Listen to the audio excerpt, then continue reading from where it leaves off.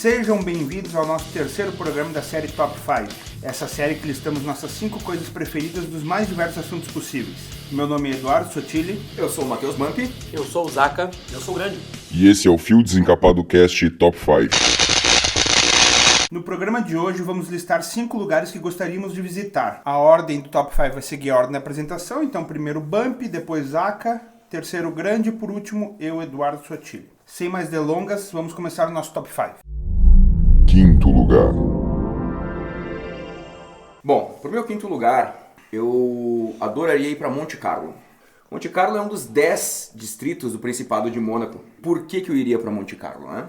Bom, vamos começar lá em 1974, na estreia do Senna na Toleman, que ele dirigia uma TG 184, que era o modelo do carro dele. Na Qualify ele ficou em 13º, estavam correndo e começou a chover. E ele começou a subir, e ele ficou atrás só do Alain Prost, tal do Alain Prost, né? Quando eles estavam na volta 31, o Prost ainda estava na frente e eles passaram. Na volta 32, já estava chovendo muito, o Senna passou o Prost e o Prost começou a fazer sinal para parar a prova, que tinha muita chuva.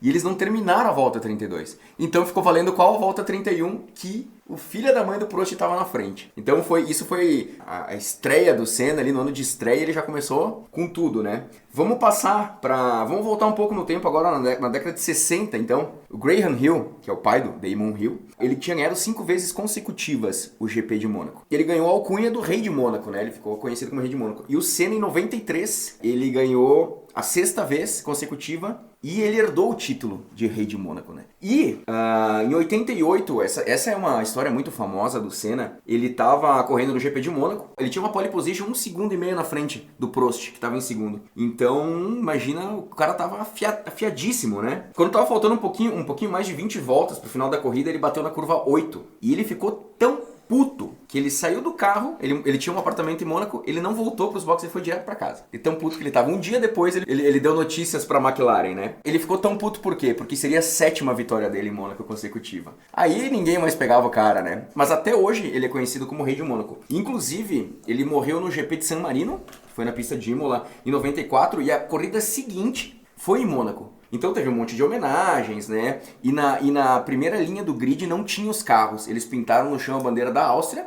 que era o Ratzenberger, que morreu no mesmo final de semana que o Senna morreu, e a bandeira do Brasil. Então foi um adeus, e até hoje o Senna é o Rei de Mônaco, né?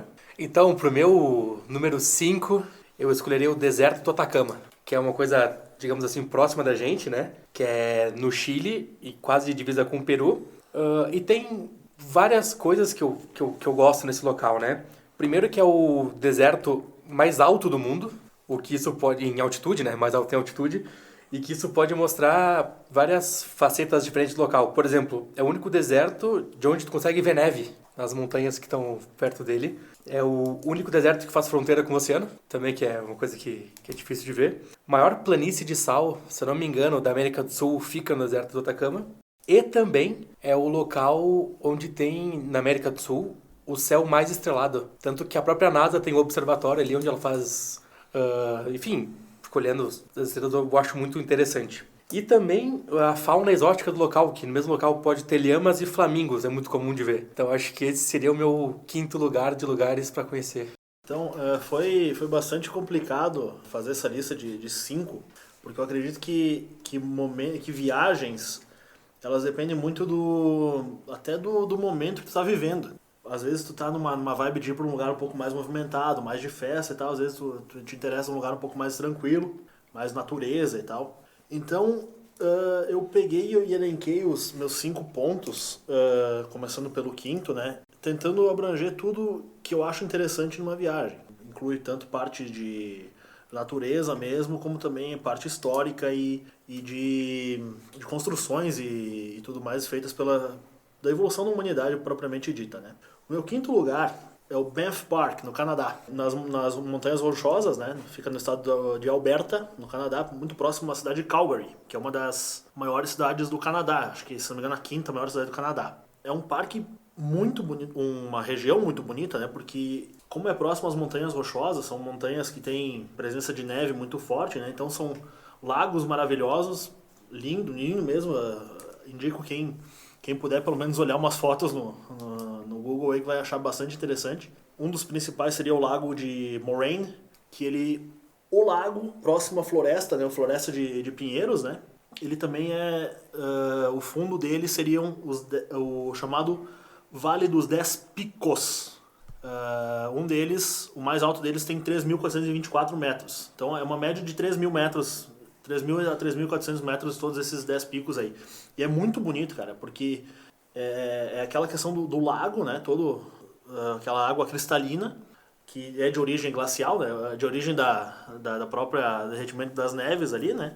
E com a floresta e tal. Então tem toda também a questão da fauna ali, que tem os ursos, tem alguma coisa de bisonte, não sei como é que é o nome correto. E tem muita coisa legal para fazer ali, né? Ele atrai em torno de 3,5 milhões a 4 milhões de visitantes por ano. Um lugar bem movimentado. É considerado Patrimônio Mundial da Unesco, né? E é o parque nacional mais antigo do Canadá. Ele foi elevado ao status de parque, por assim dizer, em 1885. Mas a atividade humana ali, ela tem vestígios de mais de 10 mil anos atrás já, de tribos ali que viviam ali perto, né? O que dá pra fazer ali, cara, basicamente tem as montanhismo, né, caminhadas, etc, passeio de canoa pelos lagos, esqui, principalmente na temporada de inverno, tem museus e tudo mais, mas uma coisa que eu acho muito interessante, claro que depende do fator sorte, mas é possível ali ver a aurora boreal, que a gente tem a ideia de só na Islândia, Finlândia e Noruega, né? Claro que depende de muito fator, não é tão fácil ali como é na Islândia, por exemplo, como em Reykjavik, que é mesmo no meio da luz ali da cidade de Reykjavik tu consegue ver. Cara, imagina que legal tu tá num lugar sensacional desse e tu ainda ser agraciado com a aurora boreal, seria algo sensacional, assim, né? Então é um lugar que tem me atraído muito a atenção pela essa questão. Eu gosto muito embora eu seja um cara bem urbano, por assim dizer, eu gosto muito de natureza também, assim. Então é algo que me atrai eu gostaria de passar alguns dias ali, né? Não morar ali, mas gostaria de passar alguns dias ali, sim, sem dúvida. No meu quinto lugar, eu vou dizer que eu gostaria de conhecer a Tailândia, principalmente as ilhas de Phi Phi, que eles chamam. Pra quem me conhece e que me tem como amigo no Facebook, sabe que uns 5 anos atrás, sei lá, no 1º de abril, eu já demonstrava um interesse em ir pra Tailândia, que eu postei no Facebook que eu estava me mudando para fazer trabalho voluntário na Tailândia. Inclusive deu uma merda federal lá em casa, porque minha mãe não sabia da brincadeira, mas ela me conhece, mas outros familiares não me conhecem direito, então ligaram perguntando como é que não tinha avisado, que eu estava indo embora. Então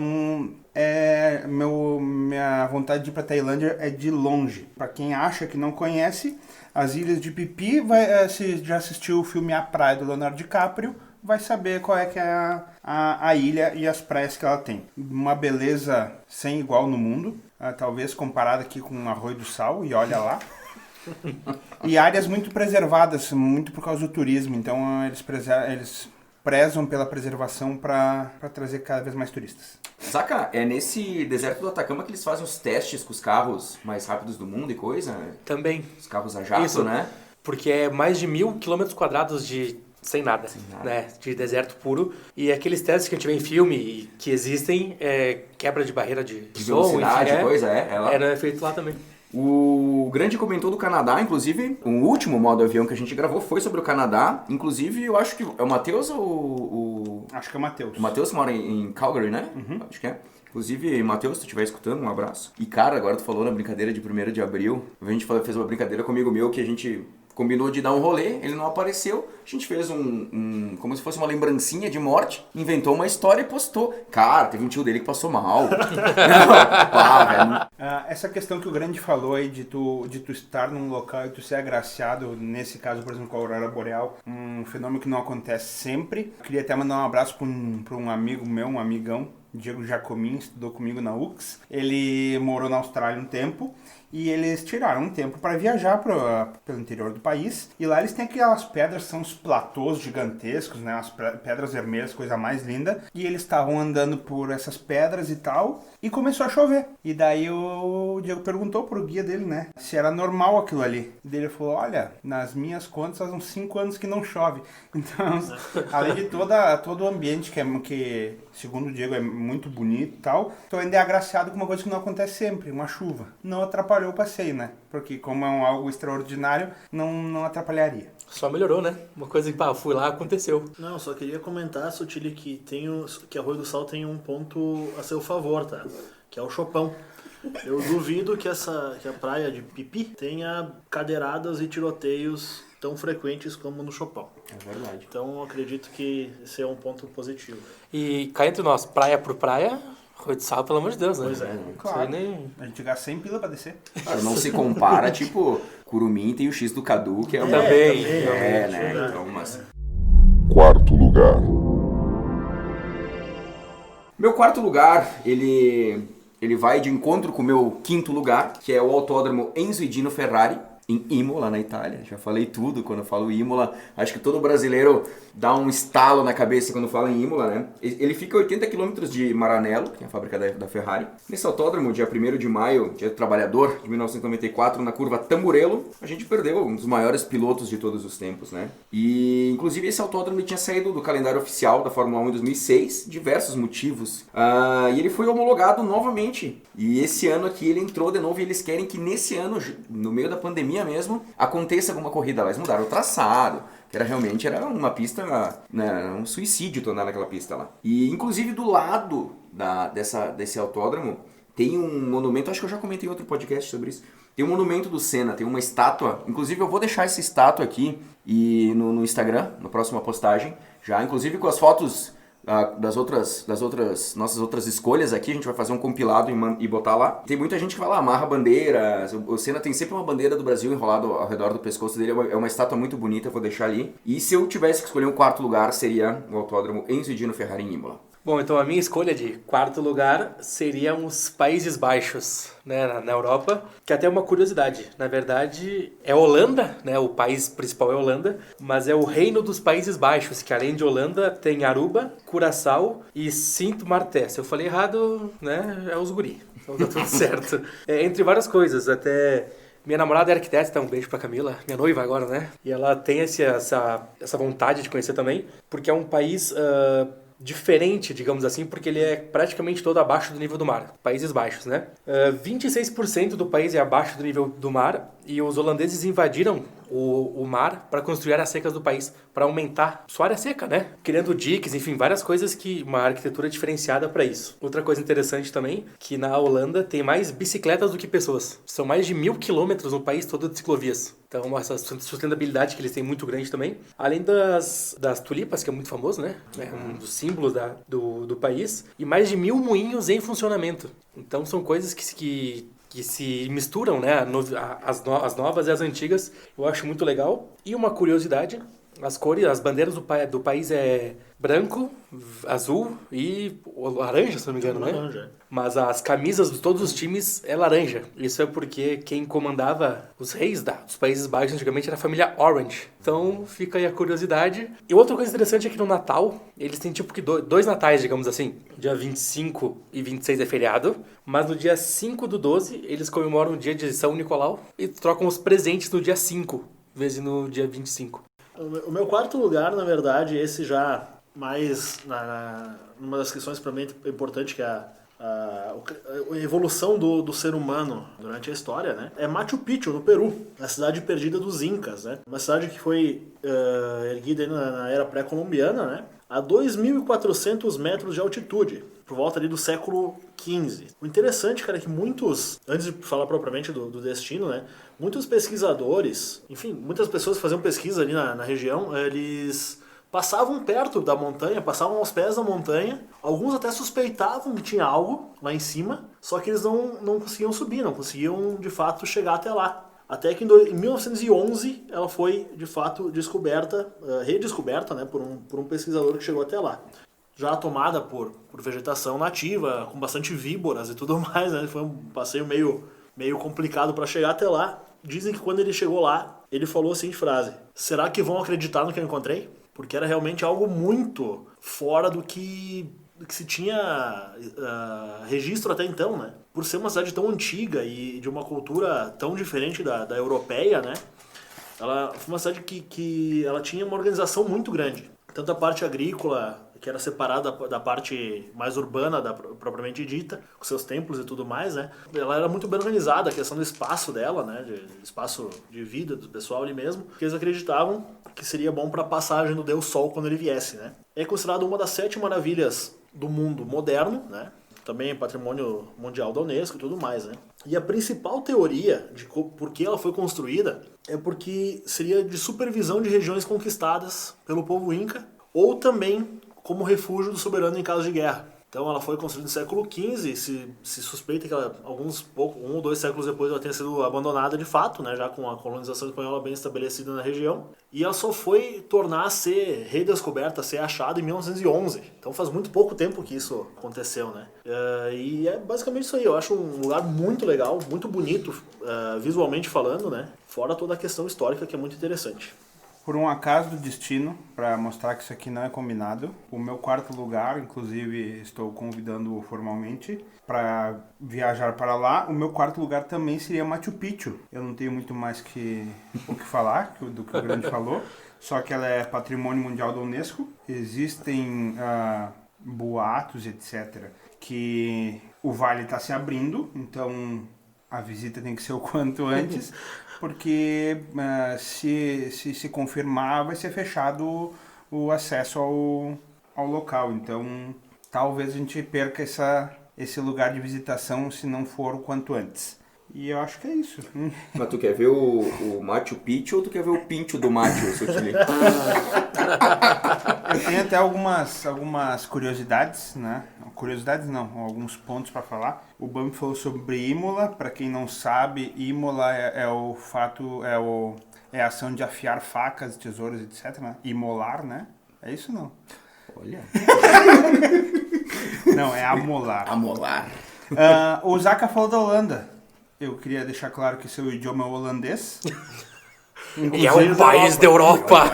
Inclusive passou esse domingo, toda essa prova.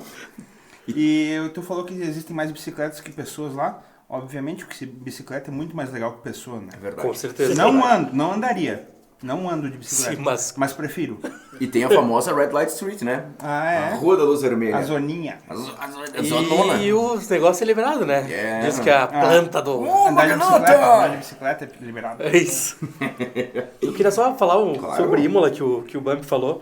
Acho que quem não viu, tem o pai ou mãe que viu o Senna pilotar e Você correr. bateu forte.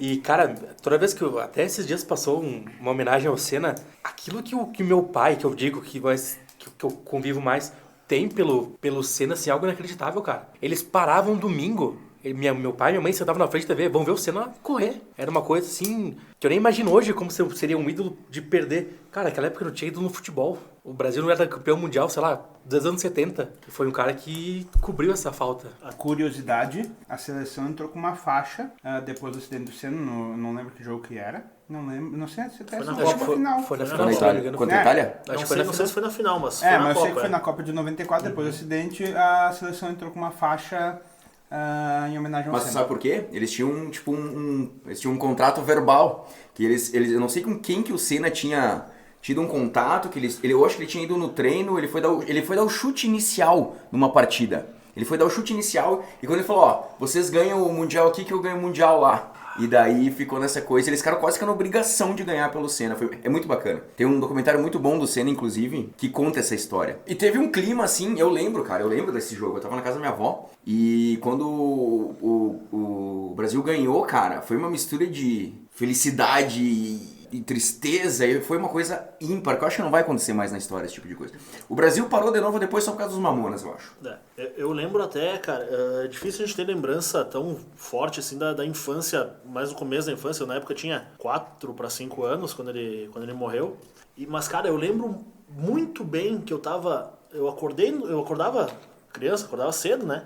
Eu acordei no domingo de manhã, fui pra cama da minha mãe e tava assistindo a corrida e ela fazendo café. Aí ele bateu e eu lembro de falar exatamente, mãe, o Senna bateu. Sim, foi exatamente o acidente fatal, né? Então é uma lembrança assim que, claro, é um flash só, né? Mas, cara, é tão vívido assim, eu lembro de tudo, assim. E até a questão dos jogadores ali com o Senna, tem uma história engraçada, né? Na final ali, o Ricardo Rocha era o capitão da seleção, né? Ele não jogou a competição, mas ele por lesão, mas ele acabou ficando ali, né? Porque ele se lesionou um pouco antes da Copa, não deu tempo de chamar outro jogador.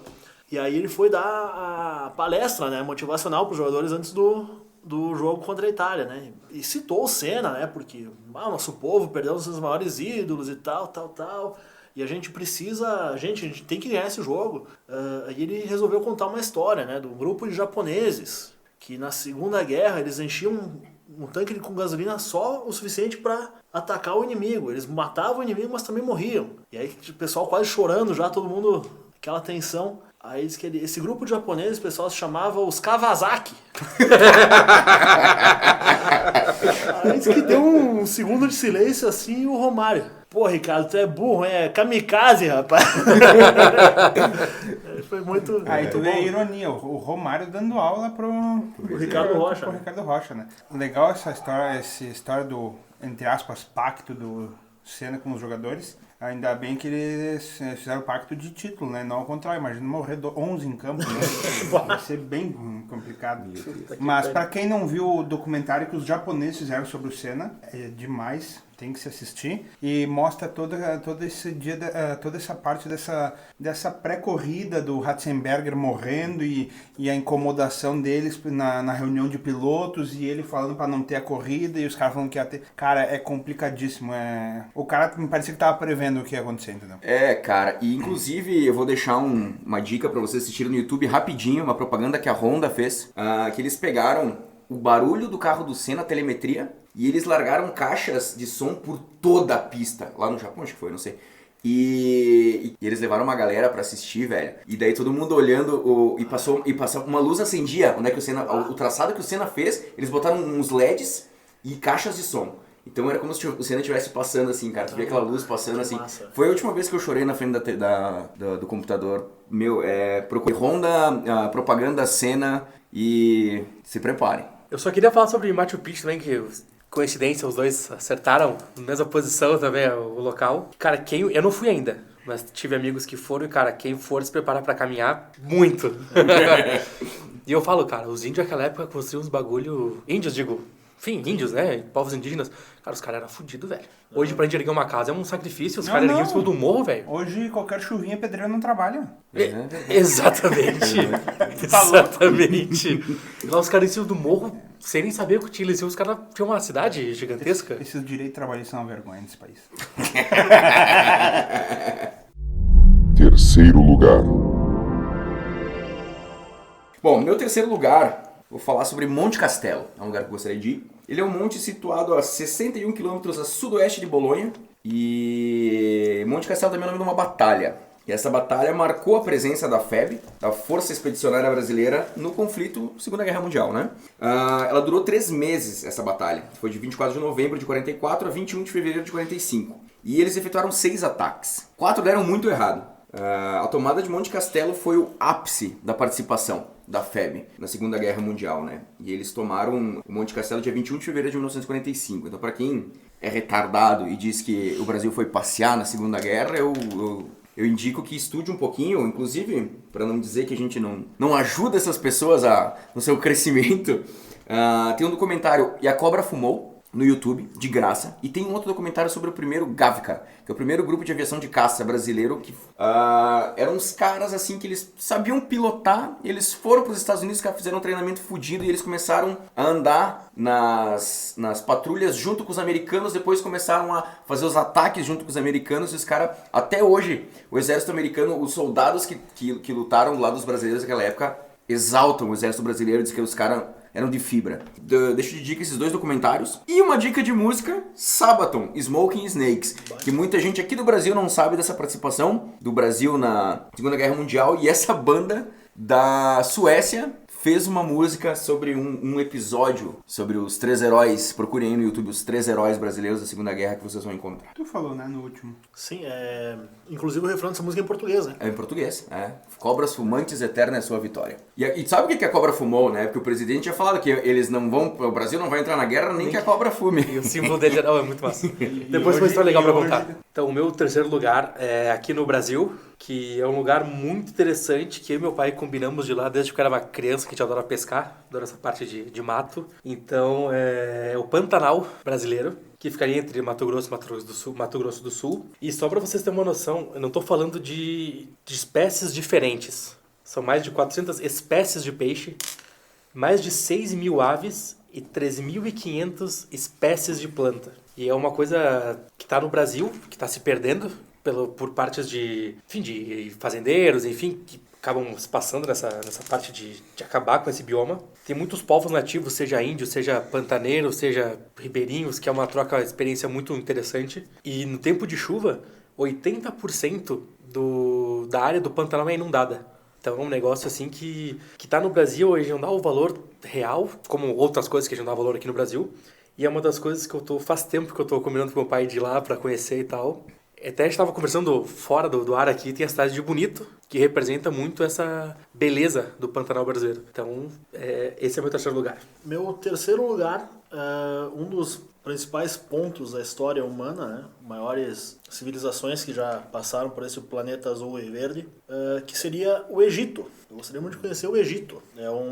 Obviamente a gente sabe pelo menos uma base da história ali dos faraós, do estilo de vida deles, que a gente estudou na escola e a gente vê até hoje em séries e documentários, etc. A mitologia deles muito rica, algo realmente fantástico, né? Como pontos principais de visitação, temos as pirâmides, né? A Gizé, também a Esfinge, né? E é pertinho do Cairo. É em torno de 20 quilômetros do Cairo. Então é bastante fácil de chegar, fica próximo à cidade, assim, não é algo que te leva horas para alcançar, né? Como curiosidade, as pirâmides são a única das 7 maravilhas do mundo antigo que ainda existem. A gente está falando um negócio aí de milhares de anos que está ainda em pé, né? Tem os museus ali, o Museu Egípcio, por exemplo, tem mais de 120.000 peças da época da civilização egípcia, né?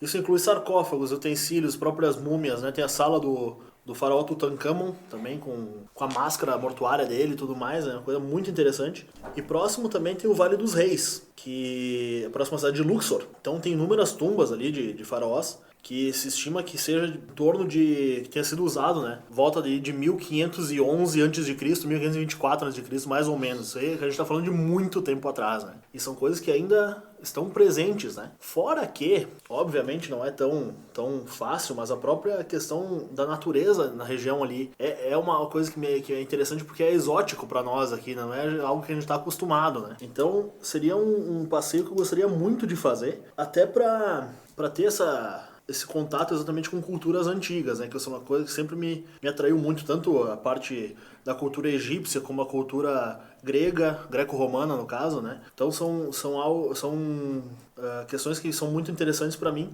e sem dúvida eu gostaria muito de conhecer o Egito, mas não gostaria de abrir nenhum sarcófago para que a múmia não me perseguisse até o final dos meus dias. Maldição. Meu terceiro lugar, eu acho que seria o último lugar que a gente pensaria em ir agora. Wuhan.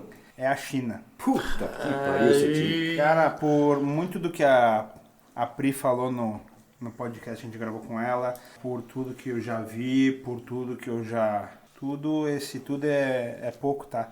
Que eu já li. Cara, a China é um berço da civilização também. Tu só quer comprar a bolsa balada. Só quer... Pastel de flango. Pastel de flango. Sopa de morcego. Show flango. Culinária exótica também, né? Eu peguei três lugares que eu gostaria muito de ir. A primeira, obviamente, que é a muralha, a grande muralha da China. Eu vou colocar no meu aqui. Que é uma série de fortificações feitas de pedra, tijolo e terra compactada, que protegia a China contra a invasão de grupos nômades da Eurásia, principalmente os mongóis. Então é por isso que ela foi construída. Tudo que foi falado, foi falar Machu Picchu, foi falar do Egito, a China, os pedreiros eram ferrados naquela época lá. Os caras foda, velho. A Cidade Proibida, que é o Palácio Imperial da China, desde a dinastia Ming, etc. É imponente, é bonito. E um que talvez o pessoal não conheça, mas que eu gostaria muito de ver, vocês já devem, ou não, ter visto, o chamado Exército de Terracota. Nossa, estatuazinha. Cara, aquilo ali é demais, porque chamam ainda de Exército do Imperador Qin, que é uma série de esculturas que foram feitas para o primeiro imperador chinês, né, que foi o Qin, que era para proteger ele na pós-vida. Então foram feitas esculturas e não tinha só soldados. Ó, tem até alguns valores aqui. Mais de 8 mil soldados, Nossa. 130 carruagens com 520 cavalos e 150 soldados de cavalaria. Além de tudo isso, ainda tinha músicos, então não era só para proteção, era para entreter o imperador na pós-vida. Cara, as imagens são bonitas demais e seria um lugar muito interessante. Não comeria nada de exótico, eu acho. E nem falo só de morcego, cara. Nem os grilos que estão vindo, os gafanhotos, nada. Acho que não comeria nada disso. Até a Pri conta que a primeira vez que ela foi, ela se ferrou de uma maneira, porque ela não sabia. Então não levou nada, passou fome muitos dias lá. Outra vez que ela foi, ela deu uma de Bolsonaro, que levou miojo quando foi pra lá. Só que ela levou barra de cereal, essas coisinhas assim que se desse uma fome ali, ela tinha... Mas ela falou que ela se mantia basicamente do café da manhã do hotel, que daí é um café da manhã internacional, né? Que é que nem banheiro. Cara. Banheiro, ela me falou que usava só do hotel, porque nos lugares como seria um banheiro típico da China, é um buraco no chão, que não é normal pra nós aqui. Até acho que tem umas paradas em estrada que ainda tem esses cagador no chão, que o cara tem que se acrocar e... Cada posição de cagas. Não, tem que se acrocar e tirar os calcanhares do caminho, né? É complicado, é bem complicado. Mas a China eu acho que é um lugar bem, bem interessante pela cultura e pelo povo diferente e tudo. Cara, vou fazer 2 observações. Se tu quiser conhecer China aqui no Brasil, o baldinho é caro, mas tu pode... Tem vários lugares que tu pode conhecer. Pra quem não sabe, quem é fora do Rio Grande do Sul, China é garotas da vida. E também, Grande... Aqui tem muita pirâmide aqui no Brasil, cara. Tem bastante. Tem Pois é, bastante né? pirâmide, Tem cara. bastante, Tu não precisa sair daqui pra ver, né? Não, mas não é pirâmide, é uma oportunidade que eu tenho pra apresentar pra ti 2 amigos. Não é pirâmide, você chama 2 amigos. Que chama mais 2 e mais 2 É e mais 2. marketing multinível. Um abraço para uns amigos nossos aí que a gente não pode falar quem é. Aqui não são de Caxias, inclusive. E um até nem de estado não é. O Egito é tão massa, uma cultura tão grande, que até o El Chan tem uma grande inspiração no Egito. Eu gostaria de deixar claro aqui que o El Chan é... A mistura do Brasil com o Egito. Exatamente. Isso. O califa tá de olho, sempre. Então... E sobre a China, a muralha da China que tu falou é o único monumento da Terra visível a olho nu do espaço. Então fica a curiosidade aí. E sobre a FEB, também passando agora rapidinho, tem um museu aqui em Caxias do Sul, tem um museu da FEB. E quando eu fui com a escola ainda, um combatente dava palestras e falou conosco aquele dia, né?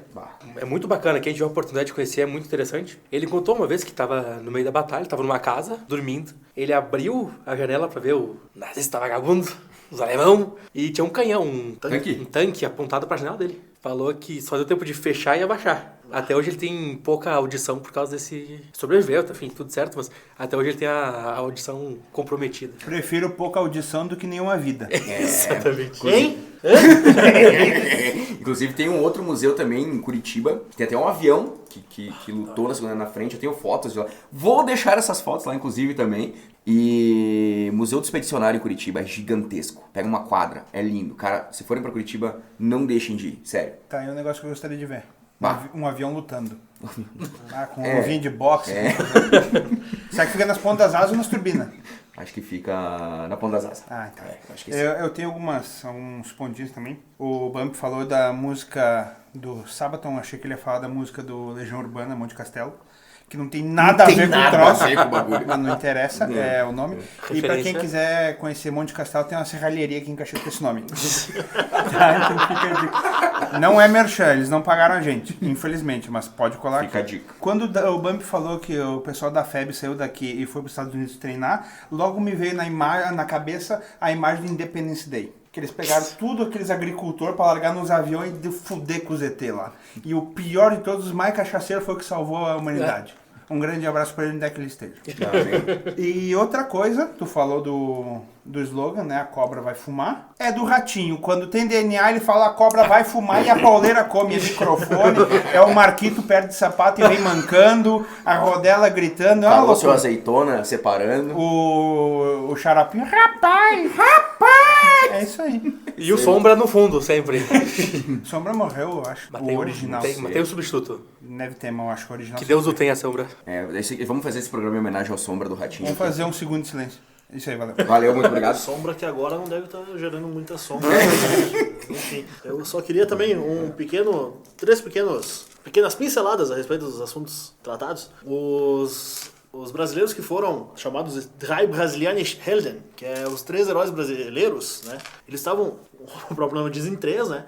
Só que eles tiveram eles foram tão bons no combate, eles atiraram tão bem, tanto e tantas vezes, e granada, e resistiram tanto, que os alemães acharam que era uma quantidade maior de soldados que estava ali. E quando terminou as munições, eles foram na baioneta pra cima dos caras. Foi aí que eles conseguiram, que finalmente os alemães conseguiram matar eles, né? E é uma história que, como o Bump comentou, a gente fica até meio envergonhado, porque teve, pra mim, pelo menos 5 caras da Suécia tiveram que me ensinar através de música essa história, né? E quando tu comentou da muralha da China, né? Das incursões, especialmente dos mongóis, que tem seu maior expoente, o Gengis Khan, esse cara teve tantos filhos que tem uma porcentagem gigantesca, que eu não sei dizer qual, mas é muito significativa, de descendentes deles vivos até hoje. Então é uma coisa bem, bem massa. E sobre a China, eu gostaria de dizer que a China eu nunca mais vi, no meu galdeirão andejo. Somente em sonhos a vejo em bárbaro frenesi. Talvez ande por aí no rodeio das alçadas, ou talvez nas madrugadas, seja uma estrela chirua dessas que se banha no espelho das aguadas. Um abraço a Jaime Caetano Brau. Mandou bem. O líder asiático, Gengis Khan no caso, foi responsável por um verdadeiro baby boom, moldando uma população que hoje em dia representa cerca de 0,5% dos homens na Terra. Não é muito? Não, só 35 milhões de pessoas. É só isso que tem de descendentes dele no caralho. Velho. Talvez, não direto, né? Mas o gênio, cara, né? Tu imagina. Eu só queria fazer agora que o Grande falou sobre o Gengis Khan, ele deve ter muito parente mesmo, porque tem de mongolão por aí, é impressionante. Mongol que mais tem, é verdade. Inclusive, até a gente estava comentando sobre os 3 heróis brasileiros. Pelo que eu vi, um historiador num vídeo, ele falou que os nazistas eles não tinham nenhum costume de enterrar as pessoas, né? E eles enterraram e ainda colocaram uma cruz, né? 3 heróis brasileiros, realmente. Então foi alguma coisa eles fizeram.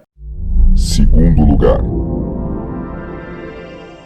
Pro meu segundo lugar, eu gostaria de conhecer a cidade de Nürburgring, na Alemanha. Por quê? O nome já entregou, existe uma pista, um autódromo lá chamado Nürburgring. Esse autódromo, ele fica próximo de Colônia, cidade de Colônia. Ele foi inaugurado em 1927 e o traçado original da pista tinha aproximadamente 28 km. Posteriormente foi criado um novo traçado de 22 km.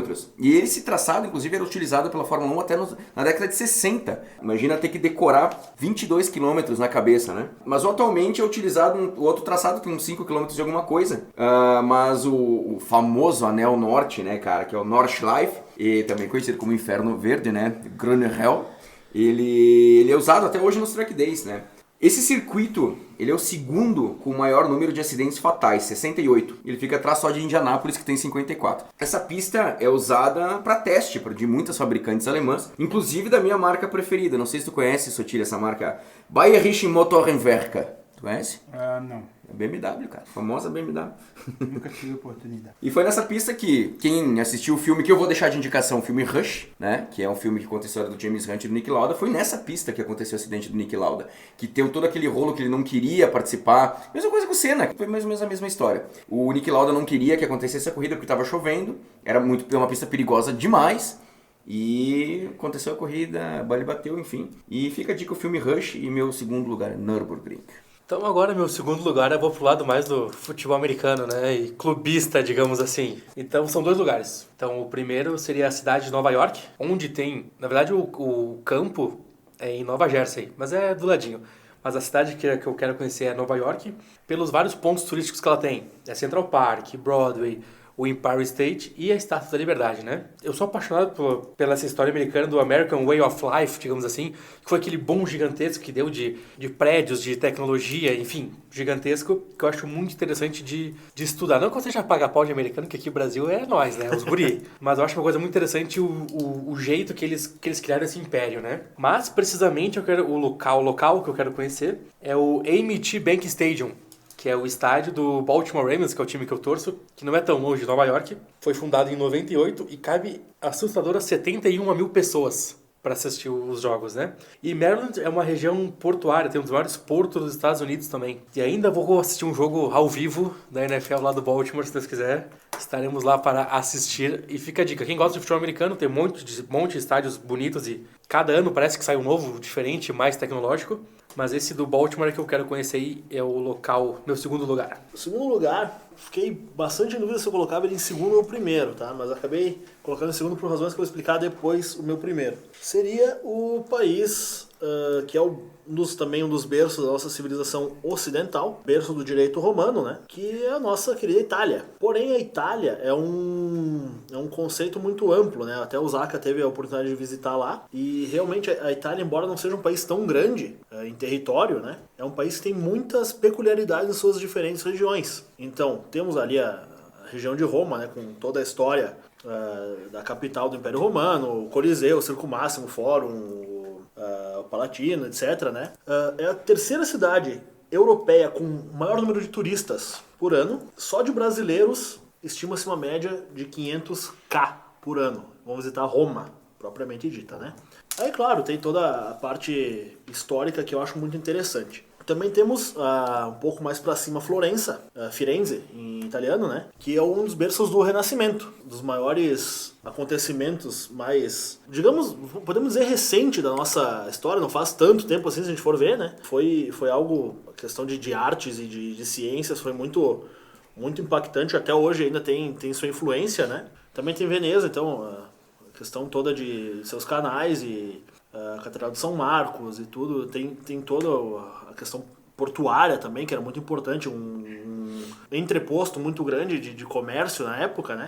Além disso, parte da Costa Amalfitana linda também, de parte de mar, etc, né? Muito, muito legal. E uma coisa, até fica um abraço pro nosso amigo Gustavo da Londer, que ele me indicou algo que eu não fazia tanta ideia, não tinha tanta noção da Itália, que é a parte da Sicília, que também diz ele que é um lugar muito, muito bonito. Então a Itália tem toda essa questão de belezas naturais, né? Seja de mar, até uma curiosidade, a Itália, por mais que seja muito menor em território que o Brasil, a parte de costa da Itália é maior que a do Brasil. A Itália tem um litoral maior que o Brasil, né? A parte litorânea, além de toda a história, desde de Roma, passando pelo Renascimento, a Itália sempre foi, de certa forma, protagonista de uma ou outra forma na história humana ocidental, né? Então tem, propriamente aqui para nós que somos da região da Serra Gaúcha, a gente tem uma influência, especialmente dos imigrantes que vieram do norte da Itália, a gente tem até hoje ainda. Então, para mim seria, se eu pudesse passar alguns dias lá, eu gostaria de conhecer o país inteiro, porque também não deve demorar tanto tempo para conhecer, não é um país tão grande assim, mas que mesmo pequeno, mesmo com todas as suas peculiaridades, é um país que eu acho muito, muito interessante e gostaria muito de conhecê-lo. Meu segundo lugar, não é novidade pra ninguém. Neverland.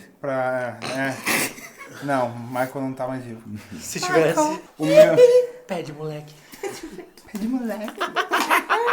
O meu segundo lugar não é novidade pra ninguém. Quem escutou outros episódios que a gente falou sobre lugares e acontecimentos, etc., talvez faça ligação. Meu segundo lugar é a Ucrânia, mais especificamente Pripyat. Pripyat é a cidade mais próxima da usina de Chernobyl, né? Fica aproximadamente 20 quilômetros. Ela é aberta para visitação hoje, com seus devidos cuidados, obviamente, mas é um lugar que me fascina muito por tudo que aconteceu. Até existem fotos de como ela está hoje, a fauna e a flora evoluindo de uma maneira, não de uma maneira que nem os Simpsons mostram, né? Peixe com 4 olhos, etc. Mas a fauna e a flora voltando para lá. Voltando não, se desenvolvendo do que... Onde o humano não tá, cara, acontecem umas coisas que não dá para acreditar. Então, o meu segundo lugar é Pripyat na Ucrânia, muito por causa do acidente de Chernobyl e pelas instalações. Eu já vi alguns vídeos até fica a dica aqui, vocês podem não gostar do cara ou não concordar com o que ele fala, com o que ele pensa, mas o Castanhari do Castelo Nostalgia fez um vídeo muito foda lá, sabe, mostrando as instalações e tal, e me chama muita atenção. Só que é um local que não é tão fácil de tu chegar, tu tem que ir pra Ucrânia e de Kiev, tu tem que, sabe, não é tão fácil de tu ir, mas é possível. Eu vou começar já com o Bump, ele falou do Nick Lauda. Eu acho que a gente não pode mais tocar no nome desse cara, porque ele tá queimado com todo mundo. Até comigo, já tô com raiva. E ele já deve estar queimando de raiva. Cara, eu acho que o Nick Lauda nem ele se reconhece mais antes do acidente, eu acho. Acho que ele não se lembra de olhar no espelho e não... Por exemplo, eu não me lembro magro, por exemplo. Nem faz eu. pouco tempo, faz uns 10 anos. Ele derreteu há quanto tempo? Puta merda, faz tempo. Agora ele já tá morto, mas tipo, faz tempo, cara. Nick Lauda morreu? Meu Deus. Um segundo de silêncio. Brito, obrigado. Morreu, cara. Falecer. Faleceu. Outra coisa que eu queria falar. O Zaka falou, porque ele quer ir para os Estados Unidos, ver estádio da NFL e não sei o que, e American Way of Life. Cara, vai a Brusque. Tem a Havan, tem lá o... Estátua da Liberdade. A Casa Branca tá lá, né? Estádio da Liberdade. E vai ter o estádio do velho da Havan. Então, Aí, ó. onde vai ter o jogo do Brusque... Brusque. Cocksuckers. Não é qualquer Eu ia falar, mas acho que o velho da Havan não ia gostar. Pode ser. O Grande falou que ele não gosta de se chamar de velho da Havan no outro. O velho da van não gosta. Mas ele mesmo se chama de velho da van, então acho que ele tá aderindo ao apelido. sim. E é um apelido carinhoso, não é pejorativo. Por favor, quem tá ouvindo esse aqui por primeiro, vai até o final, mas por segundo, escuta do futebol americano, que é um dos episódios mais engraçados. Acho que é o episódio mais engraçado que a gente já gravou nesse troço aqui. E procurem lá a história sobre o Ferrugem e me mandem de direct quando vocês encontrarem esse easter egg. Outra coisa que eu queria falar. O Grande falou sobre Veneza. Aí apareceu agora que os canais de Veneza estão limpos porque não tem o ser humano. Na verdade não é isso, né? Não. É a falta de movimentação de barco nos canais. Então todo o sedimento foi pro fundo, então a água está limpa. Mas a terra tá suja no fundo, então não muda nada.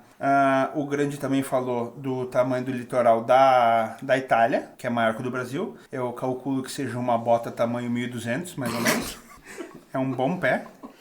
E por último, foi falado bastante da Itália.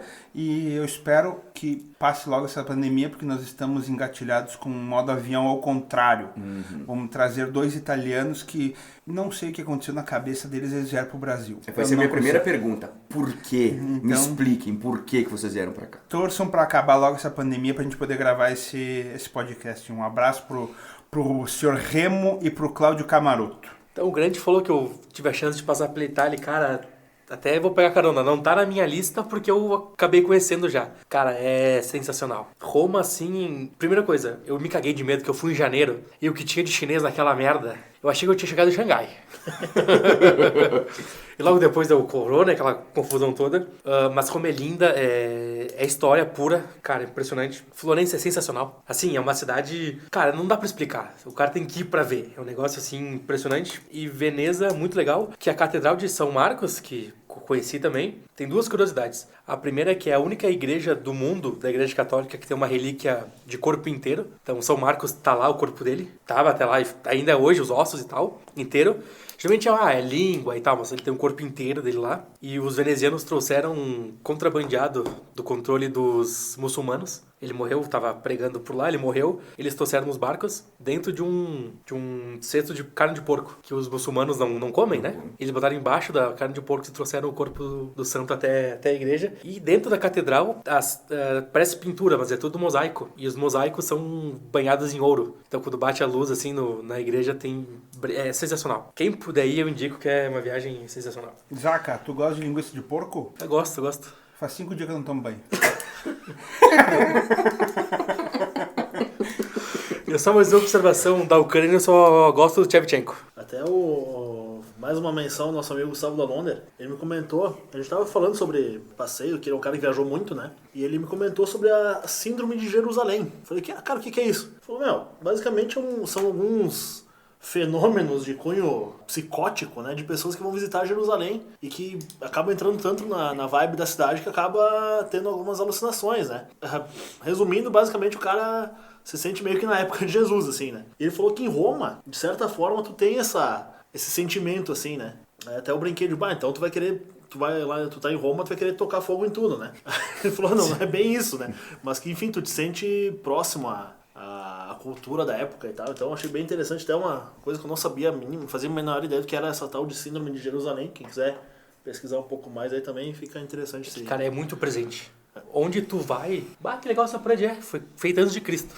É um negócio impressionante. Vocês falaram da costa do... Como é que é o nome do lugar da Itália, que é bem bonito? Vocês falaram do mar lá? Costa Amalfitana? Costa Amalfitana. Mas o mar é mais bonito que o chocolatão de Curumim? Não tem Cabu também, não né? Tem, né? Pra quem não sabe, aqui no litoral gaúcho, parece que o mar é feito de Nescau, assim. Coisa linda, vem aquele barro, assim. Eu não consigo pensar em nada mais bonito. E Nescau, né? Porque Todd é uma merda. O interessante é que quando isso não acontece, parte do chocolatão, e quando o mar tá limpo e quente, a gente é atingido por mãe d'água, né? A popular água viva também. Chamar o Bob Esponja pra caçar ela. O que não é problema, é só mijar em cima. Primeiro lugar. O meu primeiro lugar, quem já escutou os outros podcasts, de repente eu já tenha falado algumas vezes, que é o meu sonho, Ilha de Man. Ela é uma dependência da coroa do Reino Unido, né? Que inclui a ilha principal, que é a Ilha de Man, e algumas outras ilhotas adjacentes ali no Mar da Irlanda, né? Existe o famoso TT da Ilha de Man. O TT é o Tourist Trophy. Ele é uma corrida de moto, cara, que a primeira vez que ela foi realizada foi em maio de 1907. Então, é também conhecida como, vulgarmente, como a Corrida da Morte. E ele tem 256 curvas num circuito de 60 km.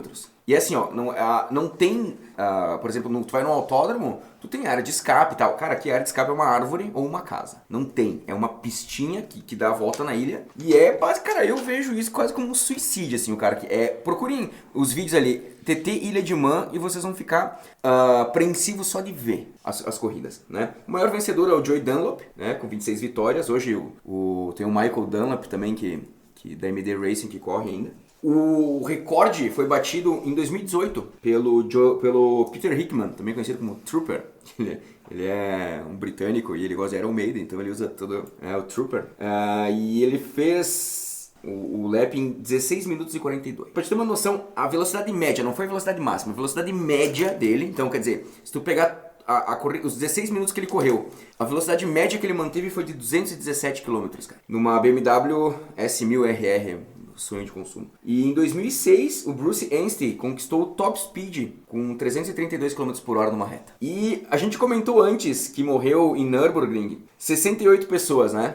Nesse traçado aqui já morreram 259 motociclistas. Só que assim, ó, claro, existem muitas categorias, o Superbike TT, Super Sport TT, o Senior TT, né?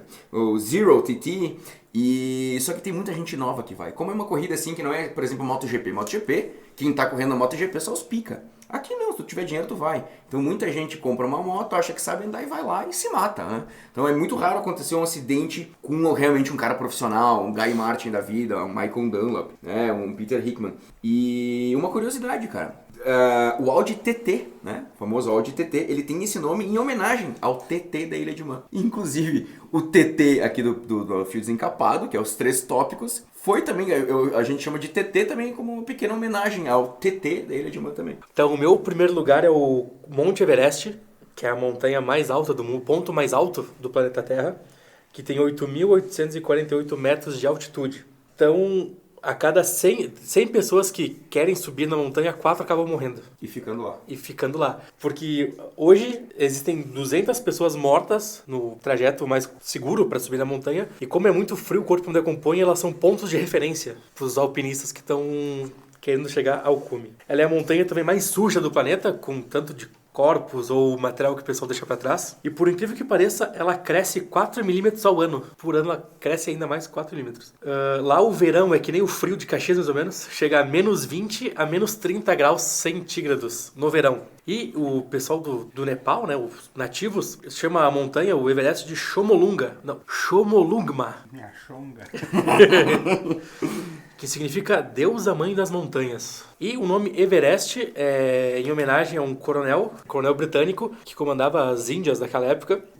E o nome dele era Everest, então ficou o nome de Everest. E eu acho que deve ser uma viagem muito louca tu chegar aqui e pensar, cara, aqui é o ponto mais alto do mundo, aqui é o, sabe, sei lá, eu acho que é uma parada meio de cabeça, assim, cheguei aqui no lugar mais alto do planeta, acima de mim não tem mais nada. Eu acho que é uma parada legal pro cara que consegue. Só Deus e o padre do balão acima. Depois dessa foi grande.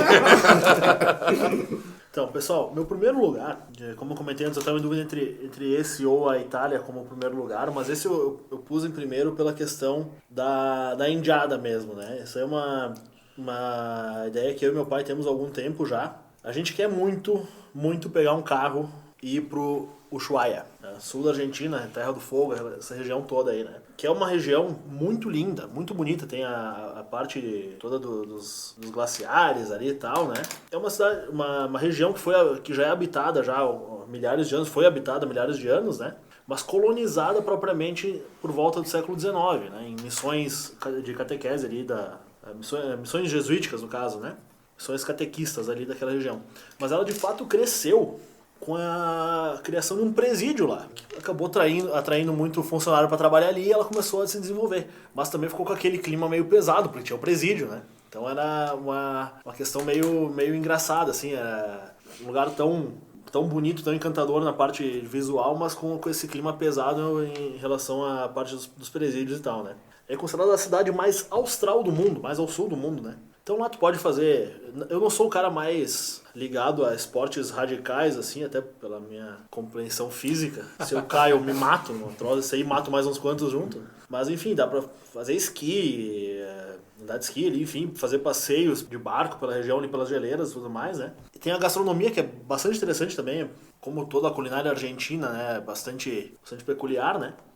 E dizem que quem vai visitar lá, eu quero ter essa graça ainda, tu escuta um barulho constante do gelo se movimentando, assim como se tivesse, eles dizem como se tivesse um gigante se mexendo durante o sono. E uma coisa que eu achei muito engraçada, que eles têm uma cidade irmã, que tem tudo a ver com a Patagônia, né, com o sul da Argentina, que é a cidade de João Pessoa, né, Paraíba. É totalmente igual, né, o clima parecidíssimo, né. Então isso ficou de curiosidade mesmo, mas é algo que eu e meu pai a gente tem muito essa ideia de pegar o carro, descer a Argentina e conhecer essa região aí que deve ser muito legal, cara. Deve ser muito massa. Eu coloquei em primeiro lugar exatamente pela indiada de ir com o meu velho, sabe? Com a minha família, no caso, né? Mas é algo que eu e meu pai estamos combinando há mais tempo, comentando de uma hora aí, né? Então seria muito legal, assim, ter essa experiência, assim, de pegar e de carro mesmo, porque tem aeroporto ali e tal, na região. Mas se descer de carro, cara, deve ser muito legal. Até eu tenho um amigo, o Leandro Furlan, que foi de moto pra lá. Ele e uns amigos dele foram de moto. Cara, umas fotos sensacionais, assim, um lugar muito bonito mesmo. O meu primeiro lugar... Neverland. De novo, não é... O meu primeiro lugar não é novidade. Para quem ouviu o episódio lá com o Grande sobre a Polônia, todas as perguntas que eu fiz remete ao lugar, né? Eu gostaria muito de ir para a Polônia para conhecer principalmente Auschwitz, mas não só isso. O Grande deu várias dicas no programa. Primeiro lugar, Auschwitz, com certeza absoluta. Segundo lugar, inclusive o Grande está com a blusa aqui, a mina de sal de Velítica. E outros lugares, por exemplo, um lugar que talvez não seja muito conhecido de todos, que é o Wolfschanz. É, realmente não... Wolfschanz. Wolfmaia. Eu vou traduzir que fica mais fácil. Wolfschanz quer dizer Toca do Lobo, tá? Que seria, claro. Que era um nome em código de um QG do Adolf Hitler da Segunda Guerra, que fica na Polônia. Toca do Lobo. Então, inclusive, o casal do Jovem Nerd, né? Que não são um casal, eles só são muito amigos. O Azaghal e o Jovem Nerd. O Azaghal e o Jovem Nerd fizeram um vídeo lá e é do caralho. Eles alugaram um carro da Segunda Guerra com um metralhador em cima. Cara, e os caralho. Sensacional. Muito foda. E é isso, meu primeiro lugar é a Polônia. Polônia. E tu acha que o Hitler morreu ou ele fugiu pra Argentina? Eu acho que ele... Tá no Alegrete, até hoje. Acho que ele fez um túnel, tipo aquele do Banco Central aí, sabe? E saiu na Argentina. Nossa, faz sentido. Inclusive um lugarzinho bem bom pra ele, né? Porque tá bem argentino. Com o povo que... Nunca tinha parado pra pensar. Pior só se ele cavasse e saísse junto com os nazistas, que é pior que a Argentina. Isso. Sim, né? Claro. Todo mundo vai concordar com isso. Eu concordo. Tá, eu tenho alguns pontos. Tá? Então, vamos lá. Eu espero, sinceramente, que a manutenção da pista da Ilha de Man não seja feita por brasileiros, porque senão eles estão fodidos. Aí não ia ser 200 e poucos mortos, ia ser... Alguns ia milhares. dobrar, eu acho. Mas não ia nem dar corrida, porque eles iam encher de quebra-mola e de pardal. E buraco. Eu acho que o pessoal que faz manutenção no Brasil, eles não tapam. Eles fazem buraco, eles não tapam. Cara, eles fazem, botam um negócio por cima e depois cair de novo e... Inclusive, tem trabalho eu sempre. tenho quase certeza que a passagem pra Nárnia ali na entrada de Farroupilha, né? Aquele buraco. Quem tampa os buracos é o coiote. Isso. Ele só passa uma tinta em cima. O Zaka falou sobre o Everest e ele falou de que alguns mortos servem como Ponto de referência. Ponto de referência. Então eu vou falar sobre o Green Boots, que eu acho que é um dos principais deles, que é teoricamente, eles não conseguiram identificar, obviamente, mas teoricamente é um alpinista indiano que morreu em 96 na altitude de 8.500 metros, numa caverna. Ele é um ponto de referência, é a caverna do Green Boots. Quem procurar no Google vai entender o porquê do Green Boots, que é autoexplicativo, né? Ele tava com umas botas verdes da marca Koflak. Então ele é um ponto de referência e ele morreu em 96. E em 2014 ele sumiu. E o pessoal não sabia o que tinha acontecido com ele. Em 2017 ele reapareceu. Então, só foi coberto por neve e ele apareceu de volta. Então tá tudo certo. Outra coisa, várias pessoas, não é só o Green Boots. Tem um outro alpinista que morreu em 98 lá, que apelidaram ele de Bela Adormecida. E ele morreu na descida. Ele tinha chego e estava descendo e morreu. E ele só ficou visível até 2007 e depois desapareceu. E por último, um alpinista britânico de nome David Sharp morreu em 2006. Morreu na caverna do Green Boots. O que acontece? Ele estava subindo e ele demonstrava vários indícios de hipotermia. Então ele ficou na caverna e muitos alpinistas passaram por ele e não ajudaram ele. Então ele morreu congelado ali. Porque o pessoal passava por ele e achava que era o Green Boots. Que pariu. Entendeu? E o cara morreu assim, infelizmente. Puta, Mas ele tava com bota verde eu também. ia pedir. E eu não Aí sei. é outra história. Vamos ligar pra ele. Vamos ligar. Eu tenho também a questão do Everest, aí eu tenho 2 pontos bastante importantes para destacar. O primeiro deles é para quem vai muito na conversa de coach aí, né? Todo o cadáver do Everest já foi uma pessoa muito proativa, fora da zona de conforto e motivada, né? Então fica aí a minha indignação. E quanto à questão de ser o ponto mais alto do mundo, eu penso que se algum cachorro um dia chegar lá e mijar lá em cima, ele vai dominar o mundo, porque ele ser o dono. vai ser o dono do mundo, né? Então, É por isso que não levam cachorro nas exato, expedições. só por isso. Só por isso. Quanto à Ilha de Man, cara, eu tenho uma história bem interessante dela. Não tinha... Eu podia ter te contado isso outra vez, mas acabei não lembrando, cara. Quando eu tava na Polônia, quando eu fui visitar a Vielite, cara, eu tinha um magrão, cara, na mesma van que eu, assim, o cara meio pinta de bad boy, assim, tal, careca e tal. Cara, começamos a conversar lá pela Santa, o cara era um mariner canadense. Cara, começamos a trocar uma ideia e tal, ele começou a falar de várias viagens que ele tinha feito, né? E uma delas foi pra Ilha de Man. Aí eu falei, tem um amigo meu, o Júnior, gosta muito de assistir as corridas e tal, né? Falei, é muito legal, né, o traçado ali e tal. Não conhecia muito sobre o lugar, né? Aí eu falei, eu sei que tem uma corrida lá, né, uma pista, deve ser massa eu pedi se ele chegou a assistir alguma corrida. Não, velho, eu corri. Ele correu e ele fez, claro, o recorde é 16 minutos e pouco, né? Ele fez em um pouco mais, tipo, 20 minutos por aí, mas ainda assim, né? Cara, imagina, 16 minutos numa média de 217 km numa pistinha, meu, que se tu sair um pouquinho da pista, bate num muro, numa árvore. E ele falou assim, cara, é muito louco, assim, porque ali tu não tem espaço pra erro. Foi exatamente o que ele falou. Tu errou, Já era. Já era. Não tem muita escapatória. Não né? tem os compilados, os vídeos dos caras que já morreram e coisa, cara, é horrível. Não, só até eu pontuei isso no outro programa, mas é bem interessante pra quem for pra Polônia, na região de para conhecer Auschwitz ou algum outro campo de concentração, não faça a gafe de falar que são campos de concentração poloneses. Eles ficam muito chateados com isso, os poloneses, né? Eles dizem que são campos de concentração alemães na Polônia. Isso é importantíssimo frisar porque eles são é uma questão bem delicada para eles, né? Quantos slots era a passagem? Cara, saindo de Cracóvia com o transporte, 169 slot. Então fica aqui a informação, o Grande hoje encontrou a nota fiscal, entre aspas, da ida até o Auschwitz, dá 169 slot, dá R$226 hoje. Na época eu tava quase 1 por 1 quando eu fui, então eu paguei 180 mais ou menos, assim, foi bem pouco. 2 coisas, tu falou que existe um comparativo da Patagônia com João Pessoa, né? São cidades irmãs, Tá. Não sei porquê, mas... Deve ter muita areia embaixo daquela neve. Eu acho que é isso. Pode ser. Outra coisa, eu gostaria de mandar um abraço pro meu padrinho, Carlos Alberto Marques. Porque ele escalou, entre aspas. Não vou fazer isso com ele. Eu vou falar que ele escalou até o acampamento base do Everest. Foda. Do caralho. Já é difícil pra caralho. Imagina pra gente que A gente não é tão... A gente não é parelho corporeamente. Não, a gente é parelho, né? A gente é bem redondo. A gente tem a mesma... A gente não tem um bom porte físico. Isso. Não, a gente tem um bom porte físico. Não é ruim. Não pra algumas coisas, né? Mas depende pra aquilo que tu quer fazer, é muito bom. Verdade. Agora, claro, eu fiz brincadeira antes com o Everest, mas deve ser um negócio muito louco. Deve eu- ser muito legal, velho. Só que, cara, não é pra mim, tá ligado? Nem é pra mim, não. Eu termino de subir a escada de casa ofegante, né, cara? Imagina subir. Cara, eu coloquei o Everest em primeiro pela situação que deveria ser sensacional. Mas eu nunca faria a loucura de... O filme Antes de Partir é no Everest? Que eles É, são- no Everest. É no Everest, É né? isso Então aí. eu assisto o filme Antes de Partir. Cara, é sensacional. Assistam.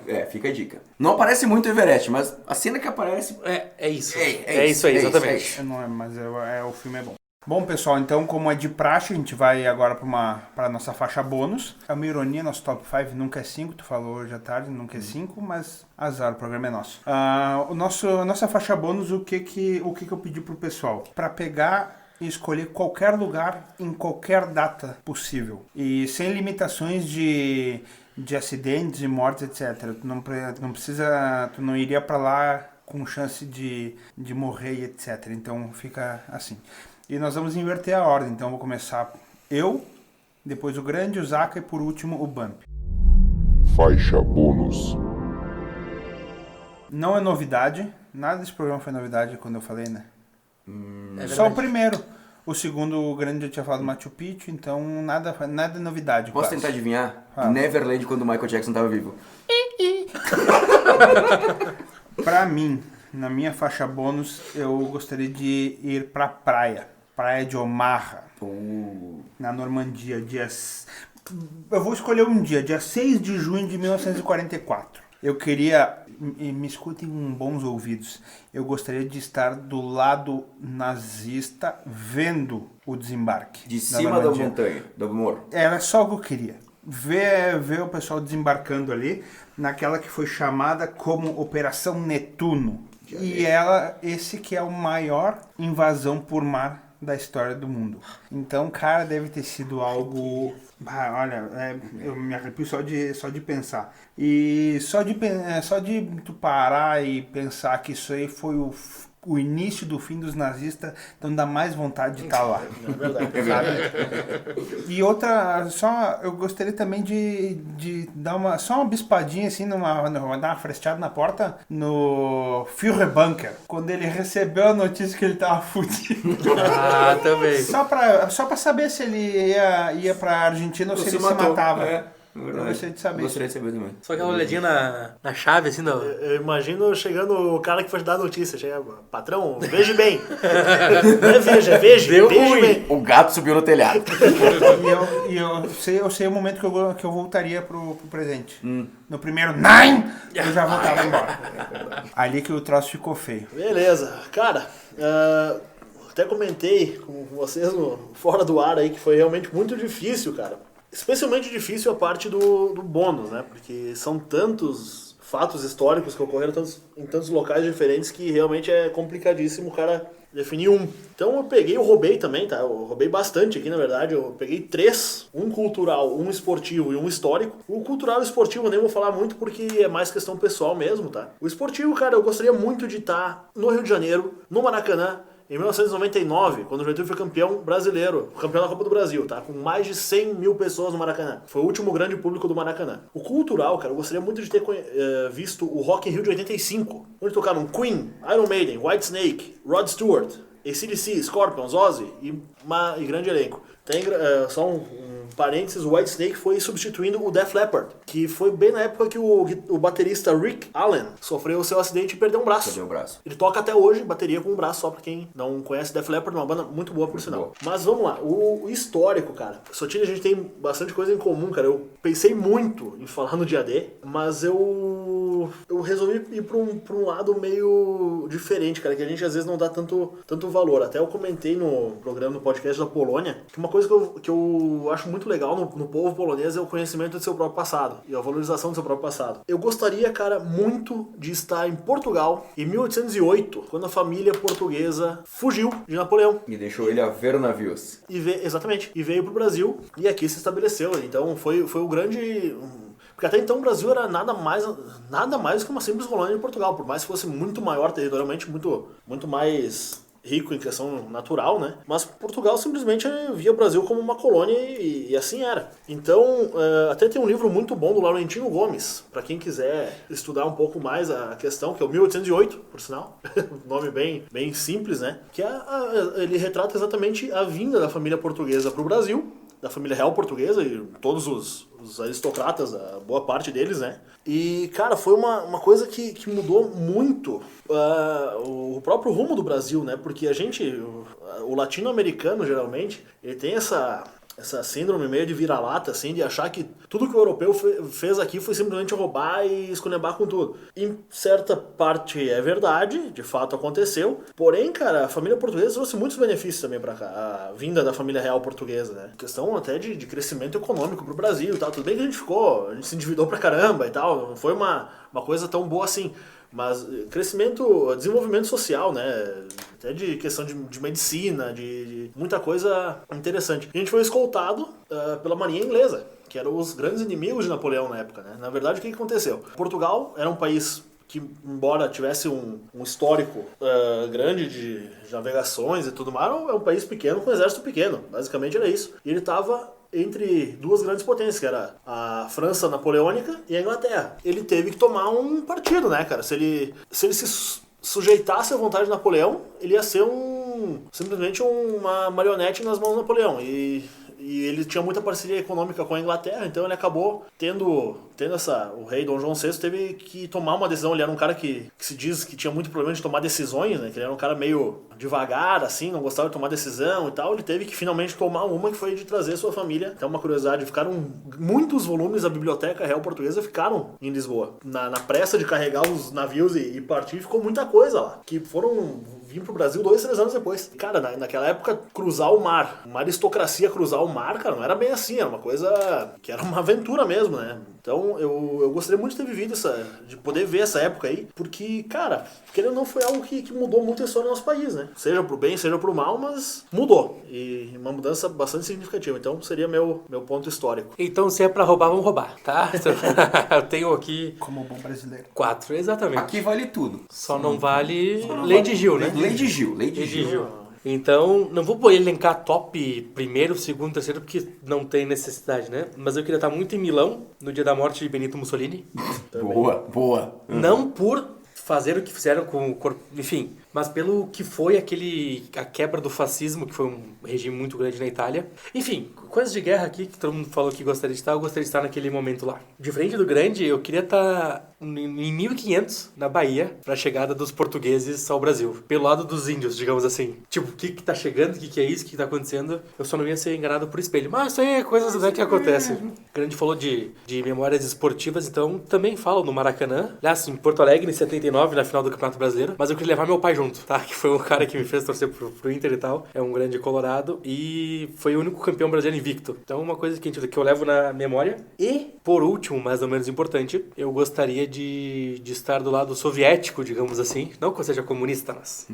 em 2 momentos. A tentativa de Napoleão, a chegada na Rússia, e dos nazistas, a chegada à Rússia. A mesma história, foi praticamente repetida, né? O General Inverno. Eu queria estar vendo os caras se ferrar por enfim, coisas da história que eu gostaria muito de participar. Cara, minha faixa bônus, eu queria... Como diria o Ciro Gomes, veja bem.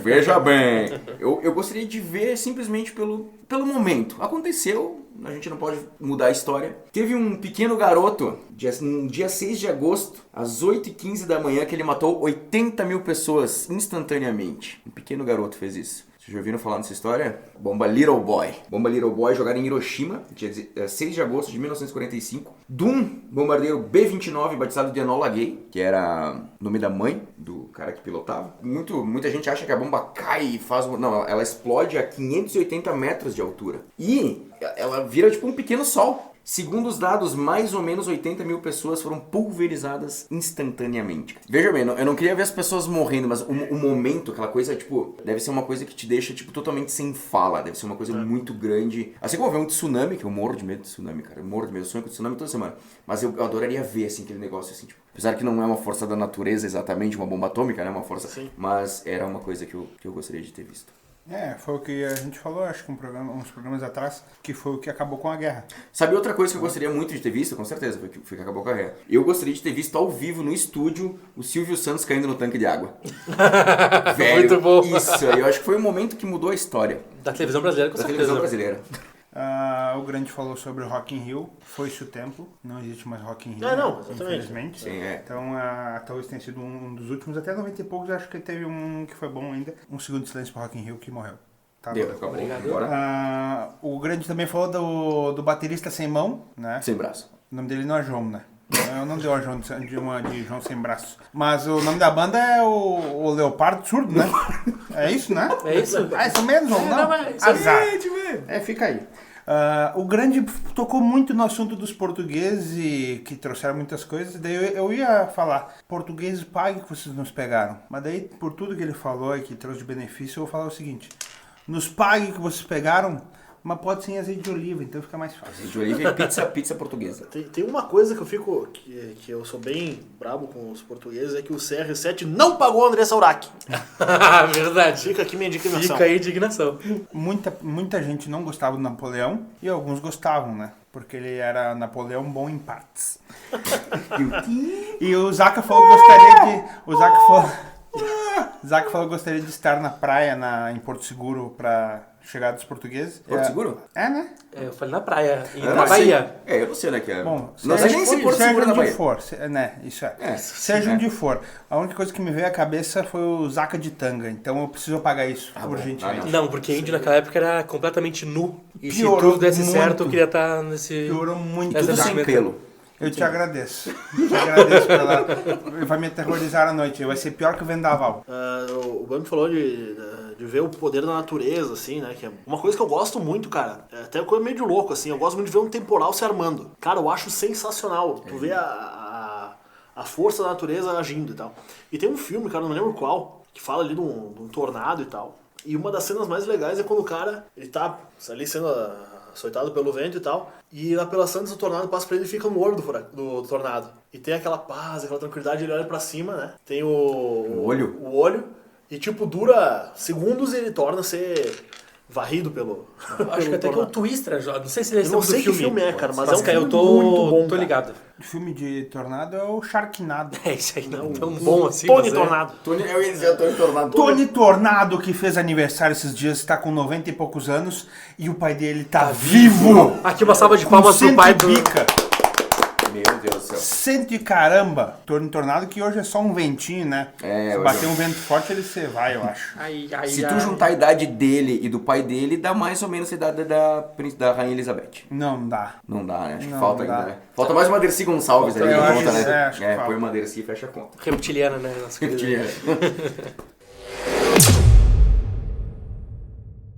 Então, pessoal, chegamos no final de mais um programa. Eu gostaria de agradecer a disponibilidade do Bump, do Zaca e do Grande. Eu gostaria de agradecer quem está nos ouvindo agora. Se gostou, por favor, compartilhe com seus amigos. A gente gostaria também de agradecer aos nossos apoiadores, a Start Invest Brasil, a galera da banda Passo Incerto, o pessoal da CT Pisos, aqui representado pelo Zaca, o pessoal também da Nema Comércio e Transportes, representado pelo Grande. Gostaria de pedir para que vocês nos sigam no Facebook e Instagram e que vocês fiquem sabendo que nós estamos no Castbox, no Deezer, Spotify, Apple Podcast, Google Podcast e YouTube. Então é inadmissível vocês não nos ouvirem. Então fica aqui meu muito obrigado. Me sigam lá que eu continuo na minha busca de ser digital influencer. Eu quero fazer review de recebidinhos da semana, como muita gente faz. E eu prometo não pegar os R$600 do auxílio emergencial. Valeu. @Edu Sotile, ele nunca fala. @Edu Sotile, me sigam lá, por favor. Valeu. Bom, gurizada, quero agradecer vocês terem vindo aí, Sotile, Grande, Zaca. E sensacional. Espero ver todos em breve novamente para mais uma conversa. Então, pessoal, muito obrigado pela conversa, por esse momento de estar junto aí. E é isso, siga lá nas redes sociais que eu quero ter o arrasta pra cima, né, que é importante. Zaca Tegner e tamo junto. E ouçam a gente, por gentileza. Então, pessoal, também agradeço aí o convite, um prazer conversar e um bate-papo legal aí. Também, se quiserem me seguir no Instagram, a única rede social que eu ainda tenho, que é @fpgrande, me sigam e vamos sonegar imposto. Imposto é roubo e Mansion of Madness. E Jeffrey Epstein não se matou. Isso aí. Vamos fechar. Hitler tá na Argentina.